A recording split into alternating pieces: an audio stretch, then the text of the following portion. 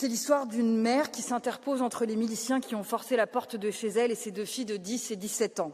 Si quelqu'un doit être violé ici, que ce soit moi. C'est l'histoire de 8 garçons partis ramasser des fruits, pris en embuscade et menacés avec une arme, violés. L'un d'eux avait 6 ans. C'est l'histoire de 130 femmes qui, en octobre dernier, ont préféré se suicider collectivement plutôt que de vivre brisées dans un pays anéanti où elles seraient fatalement violées. C'est la tragédie du Soudan. 60 000 morts, 14 millions de blessés avec des violences sexuelles massives, des viols en réunion, des mariages forcés, des enlèvements et de l'esclavage sexuel.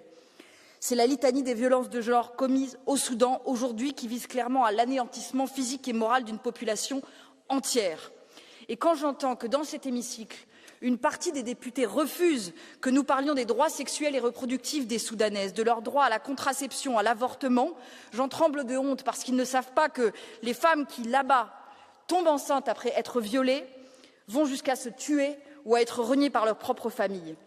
Il faut voir qu'au chevet des milices du Soudan, il se trouve des pays étrangers qui les fournissent en armes et nous attendons de la Commission européenne qu'elle fasse enfin respecter l'embargo sur les armes décrété depuis 2004 et qui n'est toujours pas accepté. Il faut tout faire pour mettre fin à la tragédie des Soudanaises et des Soudanais.